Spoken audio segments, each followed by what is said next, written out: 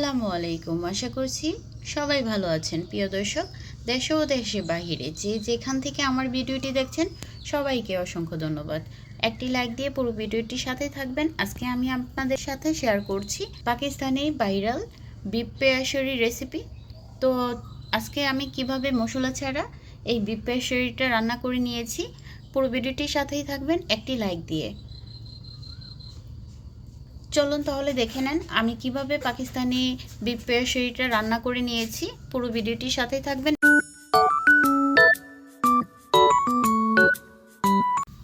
প্রিয় দর্শক, আজকে আমি আপনাদেরকে পাকিস্তানি বিফ পেয়াশরি রান্না করে দেখিয়ে দেব। এখানে আমি রান্নার জন্য নিয়েছি 500 গ্রাম গরুর মাংস, আর এখানে 500 গ্রাম গরুর মাংসের সাথে নিয়েছি ওই অনুযায়ী আলু,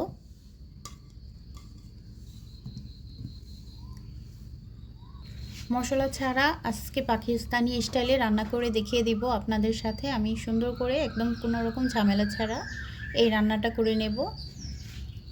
অল্প কিছু উপকরণ দিয়ে এই পাকিস্তানি বিফ পেয়াশরিটা রান্না করা যায়। আশা করছি পুরো ভিডিওটির সাথেই থাকবেন একটি লাইক দিয়ে। চলুন তাহলে দেখে নেন আমার কি কি উপকরণ লাগছে এই পাকিস্তানি পেয়াশরি রেসিপিটা রান্না করতে। এই রান্নাটা করতে আমার এখানে 10টা কাঁচামরিচ নিয়ে নিয়েছি, আর দিয়ে দিচ্ছি স্বাদ মতো লবণ,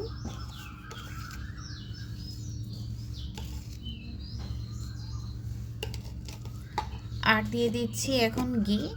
আমি এই রান্নাটা সম্পূর্ণ ঘি দিয়ে রান্না করে নেব।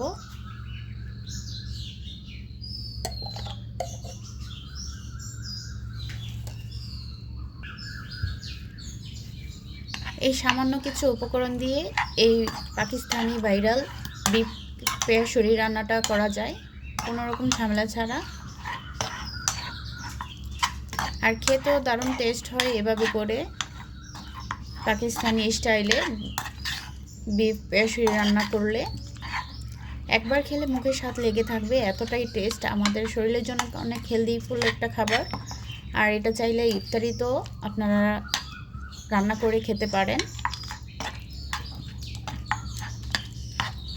শরীরের জন্য অনেক উপকারী। এখানে কিন্তু আমি হাড়যুক্ত মাংসগুলো নিয়েছি, 500 গ্রাম মাংস নিয়েছি এখানে। এখন আমি পরিমাণ মতো পানি দিয়ে রান্নাটা করে নেব। যেহেতু ঝোল ঝোল রান্না করব ওই অনুযায়ী পানিটা দিয়ে দিচ্ছি, আর মাংসটা সিদ্ধ হওয়ার জন্য পরিমাণ মতো পানিটা দিয়ে দেব। আশা করছি একটি লাইক দিয়ে পুরো রান্নাটার সাথেই থাকবেন। এখন আমি রান্নায় চলে যাচ্ছি। ঢাকনা দিয়ে ঢেকে দিচ্ছি। এখানে আমি আটা নিয়ে নিয়েছি। এখন আমি ঢাকনার মুখটা বন্ধ করে দেওয়ার জন্য পানি দিয়ে গুলে আমি তৈরি করে নিচ্ছি। এখন আমি ঢাকনার মুখগুলো বন্ধ করে দিচ্ছি।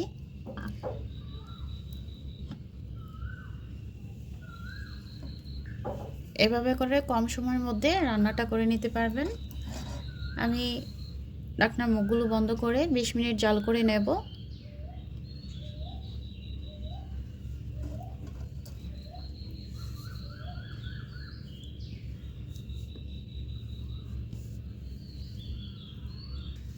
ঢাকনার মুখটা আমি বন্ধ করে নিয়েছি। এখন আমি চুলায় বসিয়ে দেব। এখন আমি চুলায় বসিয়ে দিয়েছি, 20 মিনিট জাল করে নেব। 20 থেকে 30 মিনিট জাল করে নিলেই আমার রান্নাটা হয়ে যাবে। আশা করছি পুরো ভিডিওটির সাথেই থাকবেন। রান্নাটা আমার প্রায় শেষ পর্যায়ে, কিছুক্ষণের মধ্যে আপনাদেরকে পরিবেশন করে দেখিয়ে দেব। একটা ছুরির সাহায্যে আমি সাইডগুলো খুলে নিচ্ছি।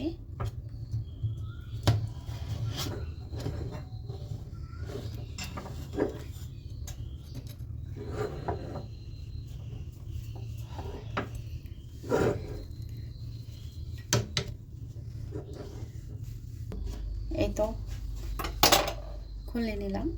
দেখতে পাচ্ছেন কতটা লোভনীয় হয়েছে। পাকিস্তানি বিখ্যাত বিফ পেশরি রান্না করে দেখিয়ে দিলাম। আমার এই ভাইরাল পেশরির বিফ কেমন লেগেছে কমেন্টে জানিয়ে যাবেন। আর দেখতেই পারছেন কতটা লোভনীয় হয়েছে। এখন আমি আপনাদেরকে পরিবেশন করে দেখিয়ে দিচ্ছি। অতুলনীয় লোভনীয় হয়েছে এই পাকিস্তানি বিফ পেশরি।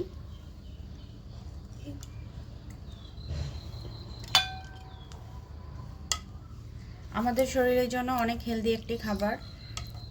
বাসায় একবার হলেও ট্রাই করে দেখবেন।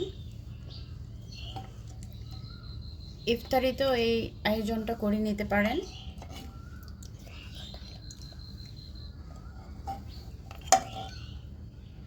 আমার এই রেসিপি আপনাদের কাছে কেমন লেগেছে কমেন্টে জানিয়ে যাবেন। ভালো লেগে থাকলে লাইক কমেন্ট শেয়ার করে পাশে থাকবেন।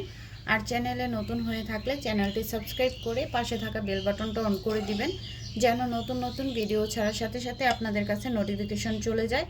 আর যারা অলরেডি চ্যানেলটা সাবস্ক্রাইব করে দিয়েছেন তাদেরকে অসংখ্য ধন্যবাদ পুরো ভিডিওটির সাথে থাকার জন্য। সবাইকে ধন্যবাদ। সবাই ভালো থাকবেন, সুস্থ থাকবেন। আবারও নতুন কোনো ভিডিও নিয়ে হাজির হয়ে যাব। আজকে এই পর্যন্তই। আল্লাহ হাফেজ।